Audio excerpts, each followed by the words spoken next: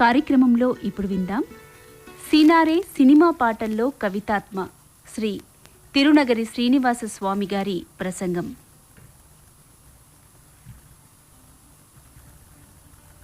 నన్ను దోచుకొందువటే వన్నెల దొరసాని, కన్నులలో దాచుకొందు నిన్నే నా స్వామి, నిన్నే నా స్వామి. తరియంతును నీ చల్లని చరణమ్ముల నీడలోన, పూలదండ ఓలే కర్పూర కలిక ఓలే. ఎంతటి నెర జాణవు నా అంతరంగ మందు నీవు, కలకాలము వీడని సంఖ్యలలు వేసినావు, సంఖ్యలలు వేసినావు. ఈ పాట విన్నంతనే శ్రోతల అంతరంగాలకు సంకెళ్ళు వేసి వారిని ఆనంద డోలికల్లో ఊపివేస్తుంది.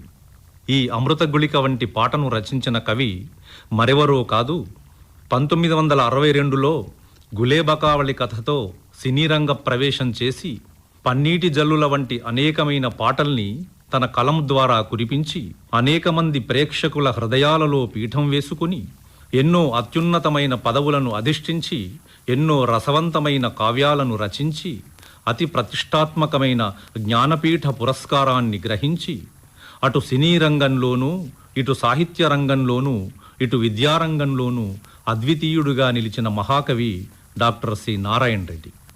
సంగీతం, సాహిత్యం, సన్నివేశం, గానం ఈ 4 సినిమా పాటకు ప్రాణం పోస్తాయి. సన్నివేశ కల్పన పూర్తయిన తరువాతనే పాట ప్రాదుర్భవిస్తుంది. ఆ సన్నివేశానికి తగినట్టు ఒక్కొక్కప్పుడు సంగీత దర్శకుని బాణీకి సరిపడేటట్టు కవి పాటను రాయవలసి ఉంటుంది. ఈ నిబంధనలకు కట్టుబడి దర్శక నిర్మాతలు విధించే పరిమితులు దాటకుండా పాట రాయాలంటే కవి ఇక్కడ నిజంగా ప్రసవ వేదన లాంటి వేదన అనుభవించవలసిందే. కానీ ఈ నిబంధనలతో పని లేకుండా కొందరు కవులు ఈ రోజుల్లో సినిమా పాటలు రాస్తున్నారు. వాటిల్లో సంగీతమే తప్ప సాహిత్యం వినిపించదు, కొన్నిటిలో కనిపించదు కూడా. సన్నివేశానికి పాటకు ఎలాంటి సంబంధం ఉండదు. సంగీతంతో పాటు ఏవో కొన్ని ధ్వనులు మాత్రం వినబడతాయి, కానీ బుర్ర ఎంత బద్దలు కొట్టుకున్నా అవి ఏమిటో అర్థం కావు. సినిమా పాట ఒక జలపాతంలా ఉండాలి, కానీ అశనిపాతంలా ఉండకూడదు. ప్రాణం పోయాలి, కానీ ప్రాణం తీయకూడదు.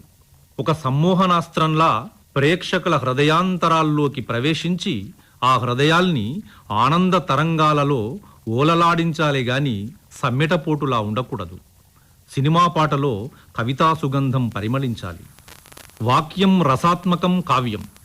రసవంతమైన ఒక వాక్యమైన కావ్యంతో సమానమని విశ్వనాథుడు చెప్పినట్టుగా సినిమా పాట ఒక కావ్యంలా ఉండాలి. ప్రతి ప్రేక్షకుడు తన హృదయపేటికలో పదిలంగా దాచుకునే స్థాయిలో ఉండాలి. నారాయణ రెడ్డి రాసిన ప్రతి సినిమా పాట ఒక ఆణిముత్యం అనేది పరమ సత్యం. భావం, భాష, ఛందస్సు, శైలి సమపాళ్లలో రంగరించి పాట రాయడంలో ఆయన మిక్కిలి నేర్పరి. భాష అనే విల్లును సృష్టించి, భావమనే నారిని బిగించి, పాట అనే బాణాన్ని సంధించి ప్రయోగిస్తే అది సూటిగా వెళ్ళి ప్రేక్షకుని హృదయంలో గాఢంగా నాటుకుంటుంది.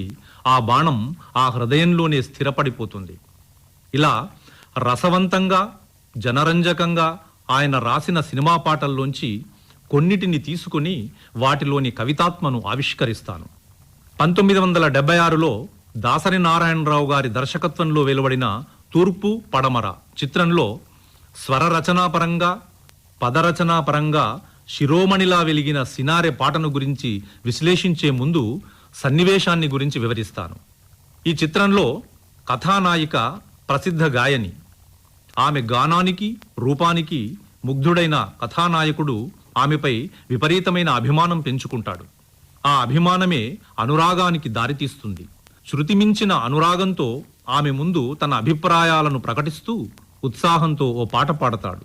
ఇది ఈ గీతానికి సన్నివేశం. అయితే ఇక్కడ గమనించవలసిన ప్రధాన అంశం ఒకటి ఉంది. ఈ చిత్రంలో కథానాయిక పేరు శివరంజని. ఈ గీతానికి సంగీత దర్శకుడు స్వరకల్పన చేసిన రాగం పేరు శివరంజని. ఇక్కడ రాగం పేరు, నాయిక పేరు ఒకటే కావడం వల్ల ఇటు రాగానికి అటు నాయికకు వర్తించేటట్టుగా గీతం రాయబడింది. రాగం దృష్ట్యా చూస్తే రాగానికి, నాయిక దృష్ట్యా చూస్తే నాయికకు అన్వయించేట్టుగా నారాయణ రెడ్డి కలం నుండి జాలువారి అశేష ప్రజానీకం నాలుకలపై నర్తించిన ఆ పాటకు పల్లవి ఇది. శివరంజని నవరాగిణి వినినంతనే నా తనువులోని అణువణువు కరిగించే అమృతవాహిని. అమృతవాహినిలా చల్లగా సాగిన ఈ పల్లవి తనువులోని అణువణువును కరిగించి వేసే అక్షరామృత వాహిని. సహృదయ ప్రేక్షకుల హృదయాలను పరవశింపజేసే కవితా సమ్మోహిని. రాగాల సిగలోన సిరిమల్లివి, సంగీత గగనాన జాబిల్లివి. రాగాల సిగలోన సిరిమల్లివి, సంగీత గగనాన జాబిల్లివి. స్వరసుర ఝరీ తరంగానివి, సరస హృదయ వీణావాణివి.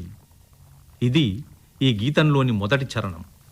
ఆమె గొప్ప గాయని కాబట్టి ఈ చరణంలో ఆమెను స్తుతిస్తూ వర్ణించడం, శివరంజని రాగ ప్రశస్తిని మాధుర్యాన్ని ఆవిష్కరించడం జరిగింది. రాగాల సిగలోన సిరిమల్లిగా, సంగీత గగనంలో జాబిల్లిగా, స్వరమనే సురగంగా తరంగంగా, సరస హృదయ వీణావాణిగా ఇటు నాయికను అటు రాగాన్ని సమ్మేళనం చేసి అభివర్ణించాడు నారాయణ రెడ్డి. ఇంతటి మనోహరమైన రమణీయమైన భావనా చాతుర్యానికి పదకల్పనా నైపుణ్యానికి ఆయనకు జోహారులు అర్పించవలసిందే. ఇక రెండో చరణంలో నాయిక సౌందర్య వర్ణన అతి మనోహరంగా జరిగింది. ఆ కనులు పండు వెన్నెల గనులు, ఆ కురులు ఇంద్రనీలాల వనులు. ఆ కనులు పండు వెన్నెల గనులు, ఆ కురులు ఇంద్రనీలాల వనులు. ఆ వదనం అరుణోదయ కమలం, ఆ అధరం సుమధుర మధు కలశం. ఆ అధరం సుమధుర మధు కలశం. ఆమె కనులు పండు వెన్నెల గనులట, ఆమె కురులు ఇంద్రనీలాల వనులట. ఎంతటి హృదయంగమమైన భావన! లలిత లలిత పదాల సంయమనంతో, కమనీయ భావనా సమూహంతో, రమణీయమైన శబ్దాలంకార ప్రయోగంతో, మనోరంజకమైన కవితా శిల్పంతో రూపొందిన ఈ చరణాన్ని వినగానే ఎంతటి పాషాణ హృదయమైనా కరిగిపోతుంది. ఇక మూడవ చరణంలో జనకుని ఆస్థానంలో అల్లనల్లన సాగిపోయే సీతలా, తాను వరించిన శ్రీకృష్ణునితో రథమెక్కిన రుక్మిణిలా ఆ నాయికను భావించాడు కవి. ఆ మూడవ చరణంలోని పంక్తులివి. జనకుని కొలువున అల్లన సాగే జగన్మోహిని జానకి, వేణుధరుని రథమారోహించిన విదుషీమణి రుక్మిణి. అంతేనా? కట్టలు తెంచుకు వచ్చే కవితావేశంతో ఇంకా ఇలా అంటున్నాడు కవి. రాశీకృత నవరసమయ జీవన రాగచంద్రిక, లలిత లావణ్య భయద సౌందర్య కలిత చండిక. నవరసాలతో తయారు చేసిన జీవన రాగ చంద్రికగా, లలితమైన లావణ్యంతో భయాన్ని కలిగించే సౌందర్యంతో కనబడే చండికగా నాయికను ఊహించాడు నారాయణ రెడ్డి. సన్నివేశంలోని నాయకుడు ప్రణయావేశంలో ఉన్నాడు, ఇక్కడ కవి కవితావేశంలో ఉన్నాడు. నాయకుని మానసిక స్థితికి తగిన కవితాగతి ఇక్కడ అవసరం. కాబట్టి పై రెండు చరణాలు ఖండగతిలో మంద్ర గంభీరంగా సాగితే, ఈ చరణం చతురస్ర గతిలో వేగంగా సాగింది.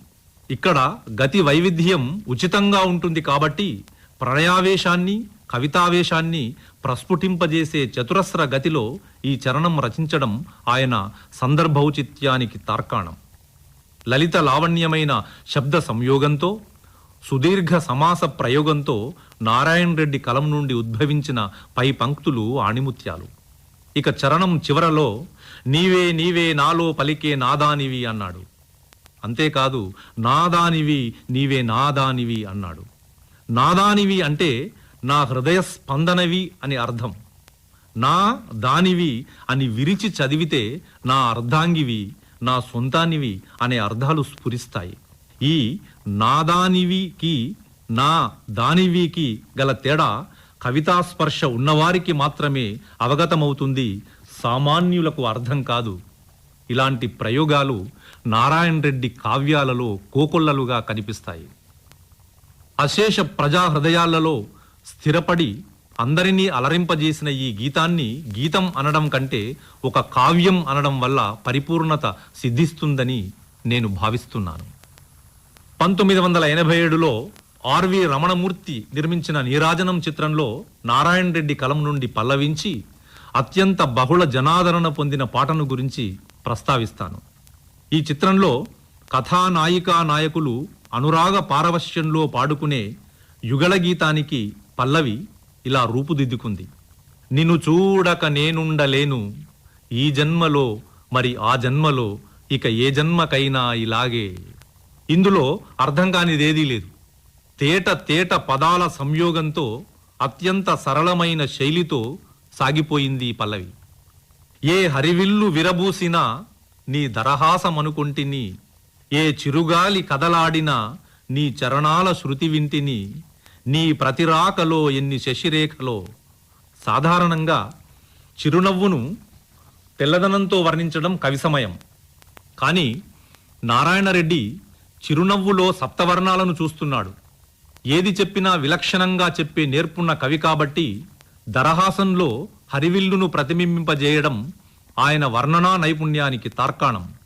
చిరుగాలి కదిలితే శబ్దం వినబడదు, నాయిక నడిచి వస్తుంటే అడుగుల చప్పుడు వినబడదు.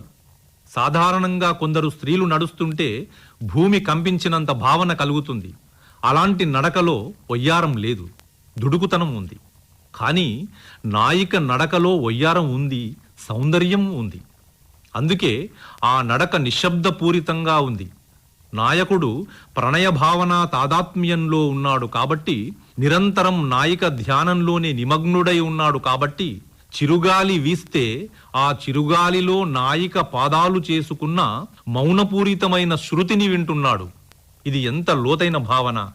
అంతేకాదు, నీ ప్రతిరాకలో ఎన్ని శశిరేఖలో అంటున్నాడు. ఆమె వచ్చిన ప్రతిసారి చంద్రోదయం జరుగుతుందట. అంటే ఆమె అత్యంత సౌందర్యంతో మిక్కిలి ప్రకాశవంతమైన చంద్రకాంతితో విరాజిల్లుతుందన్నమాట. ఇంతటి భావాన్ని కేవలం 2 పంక్తుల్లో చెప్పడం నారాయణరెడ్డి ప్రతిభకు నిదర్శనం. అసలైన కవితాత్మ ఈ చరణంలో ఉందనడం అతిశయోక్తి కాదు. నీ జతగూడి నడయాడగా జగమూగింది సెలయేరుగా, నీ జతగూడి నడయాడగా జగమూగింది సెలయేరుగా, ఒక క్షణమైన నిను వీడిన మది తొణికింది కన్నీరుగా, మన ప్రతి సంగమం ఎంత హృదయంగమం. వారు జతగా నడిస్తే జగమే సెలయేరై గలగలా సాగిపోయింది. ఆనందంగా ఉన్నప్పుడు జరిగేది అదే కదా మరి. కానీ విడిపోయినప్పుడు ఆ హృదయం కన్నీరై ప్రవహించింది. వారి ప్రతి సంగమాన్ని హృదయంగమంగా కమనీయంగా వర్ణించాడు నారాయణరెడ్డి. ఇలా తేలిక పదాలతో లోతైన భావాలతో రూపుదిద్దుకున్న ఈ గీతం అనేక మంది హృదయాల్లో స్థిరపడి మిక్కిలి ప్రశస్తి పొందింది. ఇలా 3500కు పైగా పాటలను వెండితెరపై వెలిగించిన నారాయణరెడ్డి గారు కీర్తిశేషుడైనప్పటికీ తెలుగు సాహితీ గగనంలో కవిచంద్రుడై పండు వెన్నెలలను ప్రకాశిస్తూనే ఉన్నాడు, ప్రకాశిస్తూనే ఉంటాడు. శ్రోతలు ఇంతవరకు సీనారే సినిమా పాటల్లో కవితాత్మ శ్రీ తిరునగరి శ్రీనివాస స్వామి గారి ప్రసంగం విన్నారు.